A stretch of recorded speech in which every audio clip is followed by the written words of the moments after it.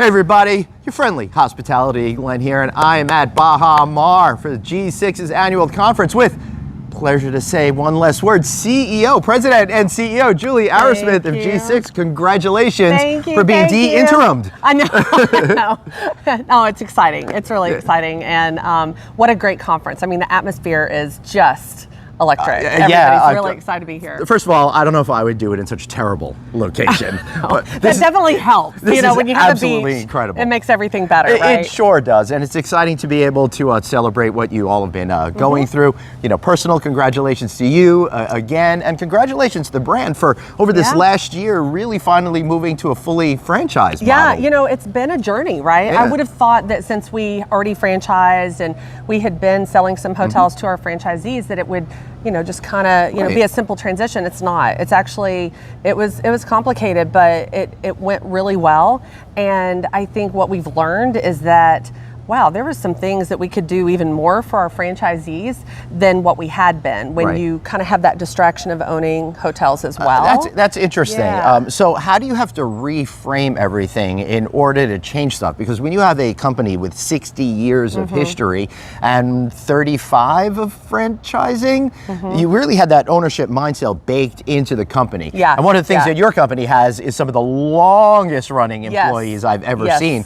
So how do you go about making that change fundamentally as a business and culturally as well? Yeah, I think it's one of those things where you kind of shift your perspective so that you're really doing more of a, let me explain it to you in terms that that help you as a business owner versus, okay, you're an employee and I'm going to tell you what to do, right? And yet I will say that owner operator mentality and I say mentality, that expertise has actually served really well, because instead of just being kind of on the fringes of generally knowing the operations, our guys know the operations. So when they're talking to a franchisee, that expertise comes through. It's like, no, I can really tell you how to help your labor model.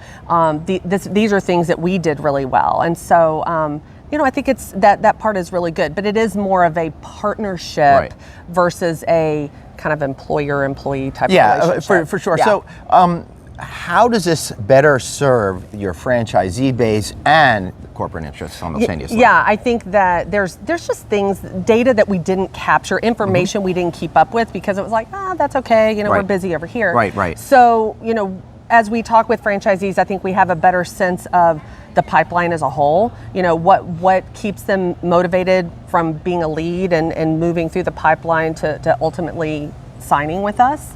I think we have a better handle on, what are the most important support programs for them. When we put the conference together, I think it's really important for them to be able to relate to us as, as family. I mean, you've heard that term this morning, we're going to be talking about that because that's really the whole, theme of the conference, shining bright together. Which to me, and in your opening remarks, you were all about family, and we're really in this together. So, again, I think what the messages I'm getting from going to this pure franchising model is that the company was split with its ability to move forward as it continued to grow. I think you said this morning you're adding over 100 openings this year, signed over 100 deals this year. Congratulations, Tina, and the team on that one. So you're really ramping up and becoming bigger and bigger. And as you continue to grow, you probably had to make some decisions in order to be able to focus more meaningfully in one direction. Yeah, totally. And I think, for example, here's I think one of the best examples. We're really more dialed into taking information that we have, finding out where our target markets are that we want to be at, and sharing that with our franchisees. That's going to be a big focus as we go forward, so that they're not, I've talked to so many franchisees. We're ready to grow. We want to do another Motel 6. We love Motel 6 and Studio 6.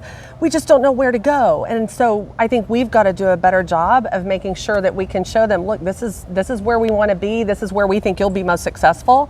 Getting that information connected. I agree. And looking at the wider industry, a lot of companies have had success by better partnering at that initial phase of I want to develop as opposed to coming in 3/4 of the way in. That's right. I've already got a property and I'm just ready to put a flag on it. Right. Absolutely. I think there's a lot of opportunity there. Plus, to throw it back to that theme of family, that has more of that bring this together kind of spirit. That's exactly right. Yeah, I think that you help each other at whatever point in the process you're in. So whether it's I'm trying to find a hotel or I've got 10 hotels and I'm trying to, wrestle with insurance issues or, property tax issues. So, I think that's the biggest learning that we've had is that there were just a lot more opportunities to support than we ever really tapped before. Right. And we're getting there. I'll tell you, I'm having a lot of fun at this event because it feels like a family reunion. There's a lot of hugging and kissing going on. There is a lot of hugging. A lot of spontaneous dancing too, which I haven't seen at too many events. I'm telling you, our franchisees know how to party. Yeah. I mean, in the evenings, and that's what I love about all of us being kind of in one place together, because after the events, all the formal things, everybody's gathering in the common spaces, and they're sharing, and not just about their hotels. I mean, they're sharing about their families and their friends, and I want you to meet this, and here's my kids. Yeah. I've met more generations. I think that's amazing. Here's a franchise owner. I want you to meet my son or my daughter, and they're getting into the business, and they're so excited and inspired. Totally, and that's another reason why I love it being here at Baha Mar, because it's big enough to support the 1,100 hotels and their families, et cetera. 1,400 hotels. 1,400 hotels. Sorry, thank you for the correction. Gotcha. A lot of people will be like, I got to check with the PR person to see how many hotels we have. No, boom, boom, boom. Yeah, 1,400. Amazing. So, and 98.5% owned by AHOA members, I learned today. Yes. Right, so the cool thing about this, my point was, everybody's here together. They're not at 5, 10 different hotels like we see at other events. So there's a lot more of that community kind of spirit that I'm seeing on the casino floor and by the and look, I mean, I understand, bigger umbrella brands, they can't fit in one spot. I totally understand that, but I mean, I think it's really important. I really do. I just like being at a brand conference and not being in Las Vegas for once. You and everybody else. This hotel feels very feels a little Vegas-y with that casino. All right, so looking at your model here, and everybody's talking about it, how do you feel that your business model here is differentiated from the other folks that are out there? Yeah, I mean, it's proven, obviously, 60 plus years, very simple. I think that's a benefit for those that are coming into the business. But even the ones that have, 50 hotels, they're like, I love it. It makes money. There's a profit margin there, and they love the fact that they don't have an expensive loyalty program. They don't have expensive amenities. I mean, I said this morning, it's a simple business model, and it's not changing. We're staying true to our business model. So it's just been really successful. It's simple. It has a high profit margin. And what they're looking for. And I think what I noticed from today goes back to the beginning of our conversation about becoming a pure franchising organization. I already see some of those results being yielded. One really interesting factoid is you decided to put more money into Google ad spend, and that immediately got an 18% uplift, boom. These are some of the things now you could concentrate on to really give that value where it's needed. That's right. There was a lot of data. I mean, we all have a lot of data, right? And I think there was the problem is we have so much data, we sometimes don't know what to do with where do you start? Right. What's the most relevant data? Yeah. And so I think that the e-commerce team, commercial team really did a great job of coming together and not being possessive of their area. Like, well, I want the dollars over here and I want the dollars over there. Well, that again goes back to that family. Yeah, totally. And so you have to come together and really look at it and say, what's getting the best return? Now, that's going to change, right? This year, this is what works really well. I think as years, as we continue to look at the programs, we'll see where we need to shift. We're constantly shifting. So, but yeah, the search, paid search, meta search, all of that was, just having some really great returns. That's interesting. And the mobile app. And constantly shifting, right? Yeah. So in this context, it's a real positive because when it comes to whatever's going on and how consumer behavior is, you need to keep your eyes on that prize to be where customers are today. I remember it wasn't all that long ago, maybe it was like 10 years ago, it's like apps, just apps. We all have to have apps. Yeah. That's not really as meaningful as other things. But one thing that is meaningful is your loyalty program. And another thing I learned this morning was how it doubles the stays and of course and the ADR too. Right. Yeah, we get a higher rate.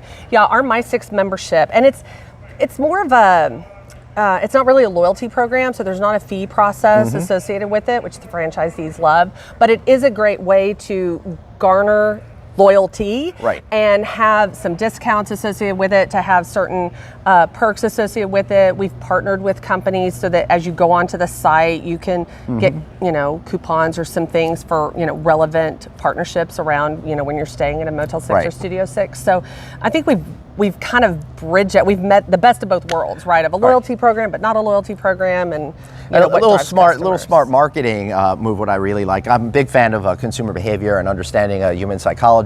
By calling it My Six, it really personalizes and makes people feel ownership over it. Other programs names that don't really mean anything specifically. Right, and I think that goes hand in hand with the messaging that we did. We'll leave the light on for you for decade, long time. And we just made that little subtle shift a couple of years ago of we'll leave the light on for you. Yeah, check our video with Tom Bodett with that meaningful pause put in there. That's right. And so I practiced with Tom. And so, but it's a constant theme, and it's authentic through the entire brands. Sure. So what do you think is going to happen over the next year? What are your goals that you're setting here today that we could come back a year from now and say? And you're going to quiz me and absolutely. I'm taking double notes here. Gotcha. No, I think we're going to continue down the path that we're on. I think that the technology investments that we've made this year will continue on to next year, because it is important, now that we're a fully franchised brand, that the communication with our franchisees is smooth. And so we put a platform in place this year. We're continuing to expand it through the balance of this year and the next. And that's where they'll get all their information, property reporting, training materials, operational support, communications, et cetera. I think that's really critical. It's kind of a franchise 360 view. And that helps us internally too, because when you have so many owners out there, we need to be able to quickly access information in a more efficient way. And it'll help, kind of both sides of the coin. And that's really the future of it. Again, it goes back to that data component and understanding what your franchisees needs, how to better leverage that information in order to get people's attention to stay at the hotels, and better ways to make guests want to connect. One other thing I liked is your first ad for Studio 6 that was focused on tradespeople. Yes, that they're our bread and butter. I mean, they've been with us all along, and they were the ones during COVID that were still out there working hard. And I think I've seen a lot of commercials with different industries that really want to give props to the trades, and they deserve it, and we want to be there for them as well. So I love that commercial. And it's funny, the old commercials would be more kitschy, funny and everything, and I love the humor. And Tom Bodett, we still have some ads that have his humor in it. But I do like, kind of getting to that meaningful aspect. And to me, that cut right through to we're celebrating you. It had the same spirit as some American beer ads we see, Yay America kind of vibe about it. But in this case, it's Yay You, because you're the ones that are building our living world. So that was really a fantastic part of it. And I just love that Tom Bodett's been with you guys for so long. Oh, I know. He's fantastic. I was talking with him yesterday. He's here with his family. And I don't know if I can No, you give it away. I don't want to give it away. Well, no, you can't, because Wednesday night, the award presentation, I just have to say it's going to be amazing. Yeah, and I know exactly what she's talking about, and I know exactly why it's amazing. And unfortunately, this is running before that, so you're you'll have to wait. No, you know what? I want to go back to the Studio 6 thing for one example of the commercials, because Tom Bodett mentions the kitchens and stuff in there, and my hope is that more people will stay in those and stay away from trying to fry chickens in the bedroom or use an iron to make grilled cheese. Grilled cheese. I did that in college. Did you? Yeah, come on. I know. Toast a bagel on the iron. But I just keep thinking about the wear and tear on the core irons. Danger. It is hard. And we've certainly seen with people staying in the hotels longer, it does. They're clever, and people will do anything for TikTok views. I'm not above it, and neither are they. I'm not a TikToker. I'll leave that to my kids. Neither am I, but I just want to seem relevant, so I'm saying that. There you go. That's great. All right, so before we wrap up, let's learn a little bit more about you. So Our friend Rachel Humphrey interviewed you this morning on stage, and I had no idea your dad was in the hotel business. How cool is that? Yeah. He, I didn't know it was cool at the time because I was 7, 8 years old, but I will say I did. I mean, that's definitely a memory that's strong in my mind, is running around that hotel. And I also remember some of the, everybody's got hotel stories that's in the hotel business, and I can remember some of the stories of, the baseball teams and stuff that are staying at the property. All the parents are down in the lounge having drinks. Kids are running rampant amok in the hotel. And my dad literally going into the lounge going, if you have a kid, you need to get back to the room right now. I mean, it was just stuff like that. But I loved running around even the hotel. with the margins on food and beverage. I know, right? I know. Liability. Hello. All right. Well, I totally get that. But my guess is it was the late 70s, early 80s kind of range. So there weren't any real rules back then. Yeah, you're right. It was kind of Wild West. So why do you love hospitality so much? Yeah. Of course, when I joined, I was an accountant by trade. I joined Motel 6. I thought, okay, I'll do, a few years. It's a great experience. But I mean, it's something different every day. I've had a lot of professional challenges that I've enjoyed. It's always been challenging there. It's a great culture. I love the people. It's so cliche. Everybody says that I stay for the people, but it's really true here. And you will hear all week. That's what makes us special. It's the people, whether it's with our franchise owners, our teams, how we work with each other. It comes through. It's like real. It's real. It is. It is absolutely real. And I'm going to get real right now and go and enjoy myself here at the incredible. Yeah, the sun's out. I know. A little rainy yesterday. Oh, that was fine. I needed, I needed to take a little nap and relax and get geared up for all of this content stuff. Yes. But now we're going to be outside. I'm looking forward to the party tonight. I know. Thank you so Get your disco much. on. Now this is my imitation of all of the franchisees in there because they are dancing up a storm. I'm telling you, they do. All right. So congratulations, CEO and President and CEO Julie Arrowsmith. Of course, I'm Glenn Hausman. Be sure to subscribe to No Vacancy. Text the word hotel to 66866. Hey, you're already looking at that computer screen. You might as well learn what's going on in the hospitality business too. So for Julie and myself, Glenn, have an amazing day. We'll see you next time right back here on No Vacancy. Thanks, Glenn.